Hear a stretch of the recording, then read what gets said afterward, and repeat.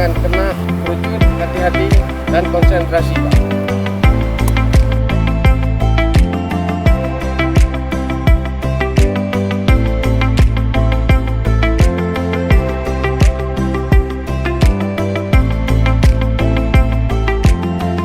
Selamat kepada Pak, kita bisa melewati uji praktek SIM dengan baik.